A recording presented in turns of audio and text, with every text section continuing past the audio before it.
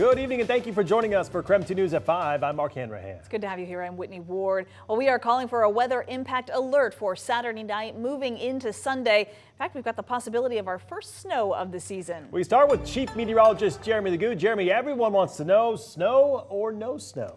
Yes. Perfect.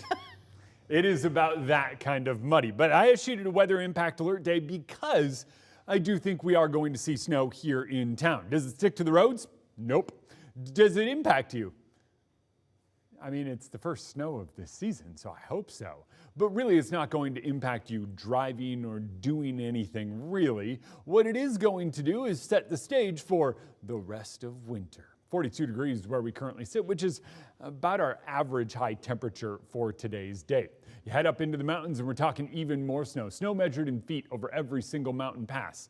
2 to 7 inches in northeast Washington and North Idaho. Even Moscow wakes up to a little bit of snow. That does stick to the ground in some of the roads. I think Deer Park, you wind up having to shovel some of it or just letting it melt later in the day when it all changes over to rain. A few light showers popping up right now. Those are all rain because of how warm it is. Those will move out overnight. Tomorrow morning, we wake up to a round of fog. That fog, very similar to what we woke up to today. Tomorrow night, we then get the snow to start. I think around the 10 o'clock hour for us here in Spokane in eastern Washington. It persists overnight, but look, before the sun even comes up on Sunday, it's already transitioned over to rain because of a strong southwesterly flow. So, you're likely not even going to notice the snow, but it is going to fly. I think it is that type of system. We really get lucky because it falls overnight. By Sunday, it's rainy and 45 degrees in low elevations. All right, Jeremy, thank you. Well, Tom's Turkey Drive Starbucks Day ended just a few minutes ago, so everyone who bought a coffee this afternoon helped feed a family in need this holiday season. The chief turkey himself, Tom Sherry, live at the Starbucks right now. He's had about 17 cups of coffee today. So, Tom, how'd things go out there today?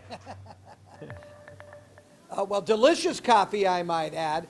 You know what? You were looking at an extremely thankful Tom Sherry and thankful Lindsay from Starbucks. I tell you what, this has been an incredible day. We've had so many people come in and buy a delicious cup of handcrafted coffee from these master bistro people, these master, what do I call the coffee makers? Baristas. Baristas, that's it.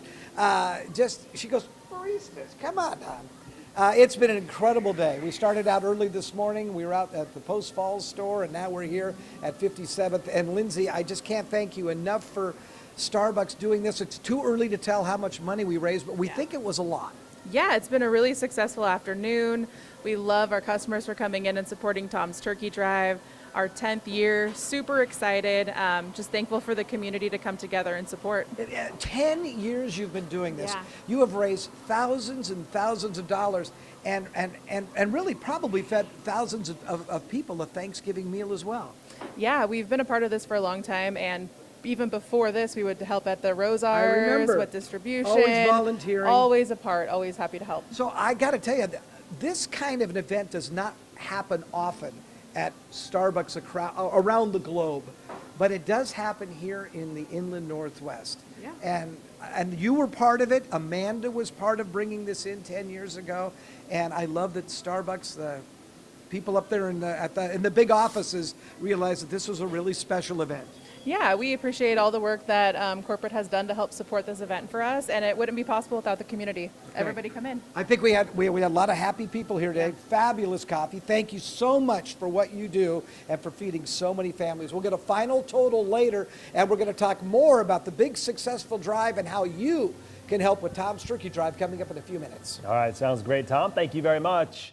And this year is extra special because it's the 25th year of Tom's Turkey Drive. You can watch the Tom's Turkey Drive 25th anniversary on KREM 2 Plus. If you don't yet have KREM 2 Plus, you can download it right now for free on Roku, Amazon Fire, and Apple TV.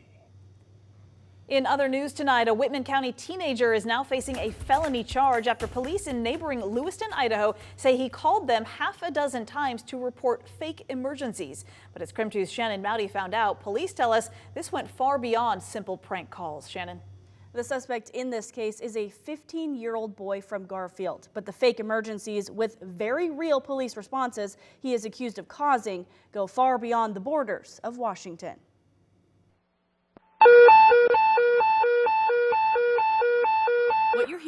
is a real 911 dispatch from June 19th. Lewiston officers called out. For a possible kidnapping. St. Joe's also. A man barricaded in a hospital bathroom with a hostage and a gun, Advising that he's kidnapped a 5-year-old child. He says he's cut the child. prompting a very real response PR is clear in lockdown. to what Detective Sergeant Nick Eiler says turned out to be a fake emergency. So we had to search the entire hospital while it was on lockdown to make sure that this was not something that was actually going on. It's called swatting, calls designed to elicit a law enforcement response. Eiler says the 15-year-old Garfield boy behind this call also made half a dozen others to Lewiston police in 3 days. And he wasn't alone.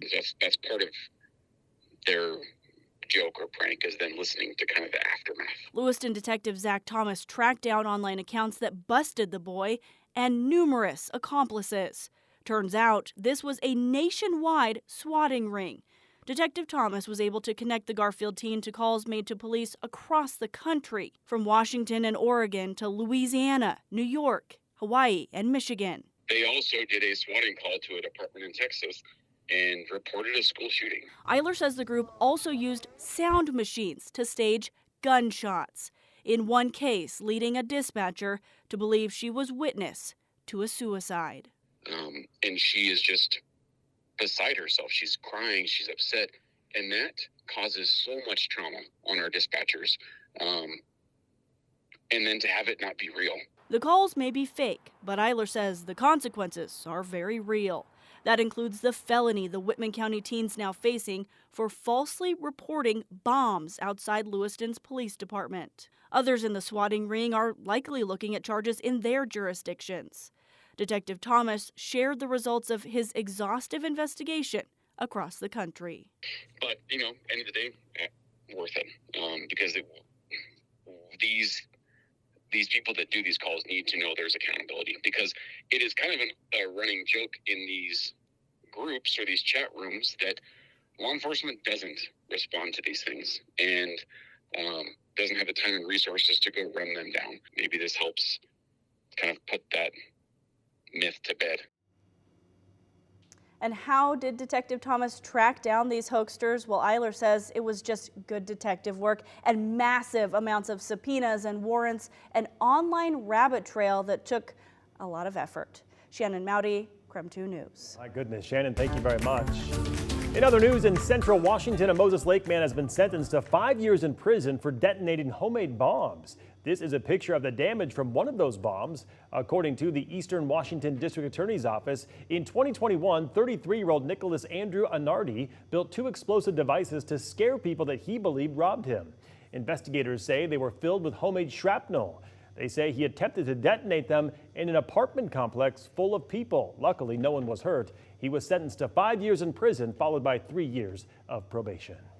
New tonight, a second case of chronic wasting disease has been confirmed in Spokane County. According to the Washington Department of Fish and Wildlife, it was found in an adult male white-tailed deer, which was harvested by a hunter during opening weekend of deer hunting season. WDFW did confirm the deer was found close to the site of its first case near Fairwood, Washington. Hunters and salvagers in those areas will be required to send in samples of any deer, elk, or moose.